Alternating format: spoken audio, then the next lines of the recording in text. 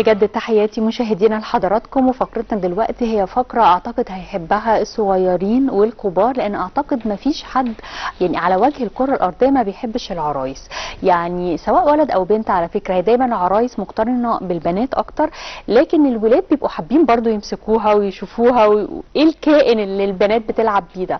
دلوقتي بقى اعتقد الموضوع بقى كبار وصغيرين، ده في ناس كمان بدأت تقتني العرايس حتى وهي كبيرة من باب ديكوريشن حتى في البيت. الحقيقه معانا بقى ضيفتنا هي عاشقه للعرايس الهاند ميد. الحقيقه دي من الحاجات الجميله جدا اللي بدات تنتشر في مصر في السنوات الاخيره، يمكن كنا بنشوفها بره اكتر. الحقيقه بدا يظهر كده نماذج نسائيه وايضا رجال بيحبوا جدا فكره ان هم يصمموا عرايس بايديهم. اسمحوا لي ان انا ارحب بضيفتي وضيفه حضراتكم استاذه ساره صلاح، مصممه العرايس الهاند ميد. منورانا، اهلا بحضرتك معانا ضيفه عزيزه. اهلا بيكي. يعني خليني كده الاول، يعني اول سؤال حتى لما شفت حضرتك قلت لك يعني انت كليه تجاره ودخلتي مجال العرايس ازاي؟ هي هوايه، مجرد هوايه. انا فكرت اني اعمل شغل، اعمل حاجه، فاخترت العرايس عشان انا بحب العروسه قوي من وانا صغيره. كلنا بنحب العرايس بس مش كلنا هنشتغل في العروسه. بس هي استمرت معايا، يعني انا بكبر والعروسه معايا، اروح المدرسه والعروسه في الشنطه. يعني العروسه ما بتسيبنيش في البيت، على السرير، يعني في ايدي، في حضني. حتى وانت في الجامعه؟ حتى وانا كبيره ما سابتنيش لحد بس عندي بقى عرايس طبعا كلها بشتريها، كلها بشتريها. اللي هي البلاستيك المعروفه. البلاستيك او قماش، لكن التصميم تحسي التصميم اوروبي. ابتدت بقى الفكره من هنا، طب ما انا عايزه اعمل عروستنا تبقى شبهنا. تلاقي مثلا البنوته وهي صغيره، وانا كمان المقياس بتاع الجمال زي العروسه بالظبط. فيبقى المقياس الجمال ان يبقى الشعر اصفر، ان تبقى العين خضراء، ان البشره بيضاء. فتلاقي في ضغينه بتحصل بين البنوته وبين العروسه، تلاقيها لم كده وشخبطه وشعر منكوش وحاجات كده. ففكرت بقى ان العروسه بتاعتنا تبقى شبهنا، تبقى فيها روح شرقيه مننا، حتى دمنا كده. صح. فابتديت بقى اول حاجه نزلت مع ابني وقلت له انا عايزه اعمل عروسه. ايه ده بعد ما خلفتي كمان؟ هو حضرتك بقالك 10 سنين في المجال ده؟ ابتديت اعمل انا اللي اصنع العروسه وانا من 10 سنين. طيب بتقولي نزلت مع ابنك، يعني ابنك كان عنده قد ايه؟ في اعدادي كمان. يعني مش طفل صغير، مش 3-4 سنين. لا خالص. يعني الموضوع بدأ معاكي كمان لما الولاد بدأوا يكبروا؟ لحد الوقت دوت وانا لسه بشتري عروسه. لا اكافئ نفسي لو عملت حاجه حلوه، لو نجحت في ماما حاجه. جميله قوي، يعني ماما بتحب اللعب قوي قوي والله.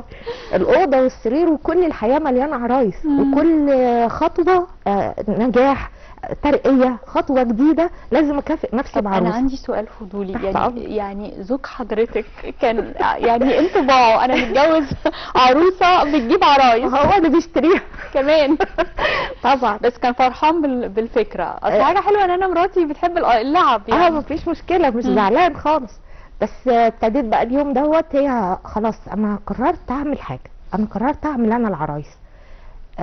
قلت بقى لعلي تعالى يا علي ننزل هنشتري الحاجات بتاعت العروسه. فعلا نزلنا اشترينا الحاجات كلها وروحت في البيت ابتديت اشتغل. ايه الحاجات يعني حضرتك بعيده عن كليه تربيه فنيه والحاجات دي وما خدتيش كورس؟ بس دخلت على النت بقى، عملتي سيرش تفهمي، اتفرجت على فيديوهات كتير وشفت ابسط طريقه ممكن ابتدي بيها وابتديت فعلا.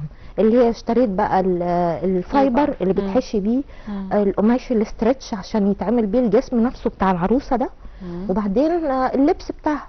يعني اللبس ده مش تصميم حضرتك كله؟ لا انا اللي عامله كل حاجه. جايبه قماش اصلا؟ قماش واعمله اللبس. دي البدايه، اول خطوه. اول عروسه ما كانش حتى عندها لبس فعملتها. اول عروسه ابني دخل بقى علي نام. ما فيش بنوته؟ لا انا اولادي صبيان، سيف وادهم وعلي. ربنا يخليهم لك. الله يخليكي. فدخل هو علي ينام وانا قعدت بقى سهرت مع العروسه، ما نمتش الا لما خلصتها. حطيتها كده على السفره هنا والله بشعرها بعينيها. كانت العروسه الاولانيه ولد. انا عاملاها لعلي عشان ولاد. وبعدين هي التركايه جت من اليوم ده، ان كأن حاجه بتقول لي كملي. عملت العروسه وبعدين دخلت نمت. صحيت الصبح انا كنت ناسيه، فلقيته واقف في وشي كده وبيضحك لي، فرحت قوي.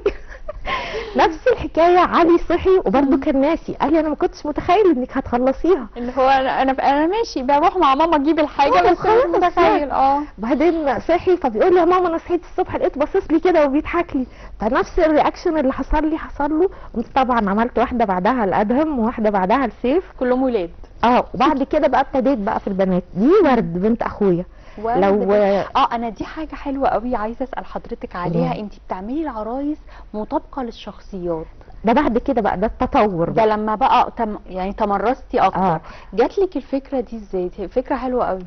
حبه حبه، عارفه اوقات بتبقي عايزه تقولي لحد شكرا، بتبقي عايزه تقولي لحد انت عملت مجهود حلو، انت ساعدتني في حاجه، انت بسطت ناس تانيين، فبتبقي عايزه تقولي له شكرا والله، بس مش عارفه اقول له شكرا ازاي بقى. فابتدت فكره اني طب انا بعمل كده كده العروسه وبملامح، بس بملامح عاديه، طب ما اعملها بملامحه هو. بس بتعرفي ترسمي؟ بالمحاوله كل حاجه، مفيش حاجه يعني، ربنا ما بيضيعش تعبك، بس انت تحاولي وتجاهدي، هتاخد وقت، ومش دايما ما تنجح من اول محاوله.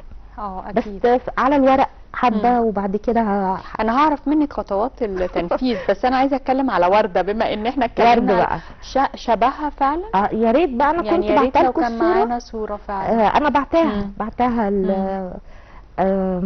طبعا كان ورده حبيبتي وبنت اخويا، هي لو شفتي الصوره هتقولي هي ورده. ودي اول واحده؟ لا دي بعدهم. يعني اول حد كان شبه مين؟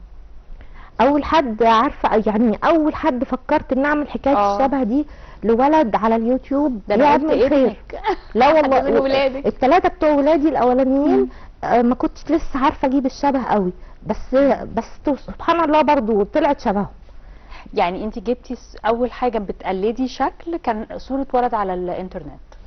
دي كانت اول واحده. الولد ده بيعمل خير وبيسافر بلاد في افريقيا عشان يساعد ناس وانا كده كده بعمل العرايس، قلت طب اعمل العروسه شبهه، وهو ما يعرفش. والله، بس هو ولد طيب جدا، انا عايزه اقول له ميرسي. والله دي حاجه حلوه قوي. هو كانت اول مره وفعلا اتعملت. بعدها بقى مشي.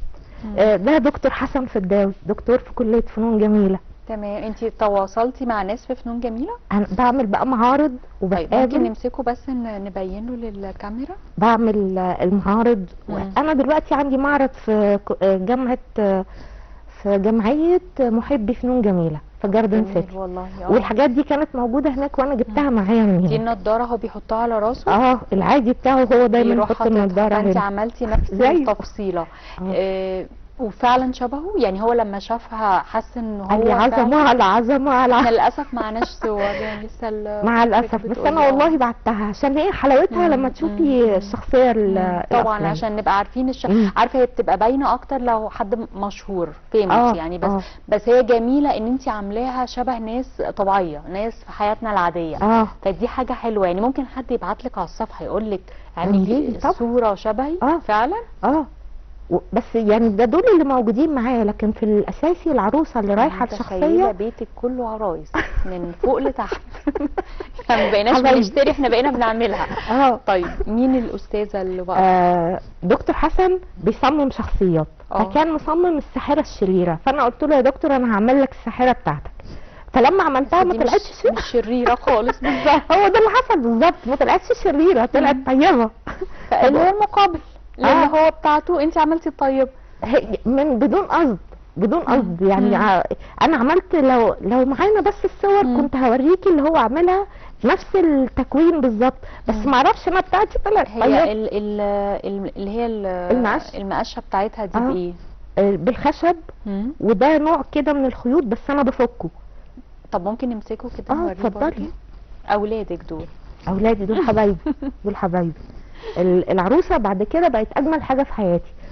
اكتر وقت بقى هي اصلا بتبقى مبهجه جدا بصراحه جدا. الا بقى بعد كده بقى لما بقوا يتكلموا ده انا لسه قاعده افكر يعني ليه ما نعملش مسرحيه؟ يعني زي ما بتقولي الدكتور معاه الساحره الشريره فانتي الطيبه، ونعمل مسرحيات بقى. عملت مجموعه سميتهم عزبه العسيلي. ناس فلاحين. ده نسبه لايه؟ عشان هم تكويناتهم فلاحين. العسيلي ده اسم حد؟ ما لا اسمه منطقه جاي كده.